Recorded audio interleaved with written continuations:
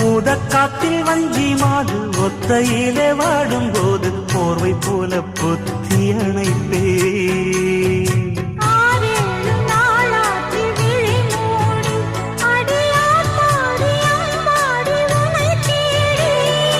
நீதானே மானே என் இளஞ்சோடி, உனை நீங்காது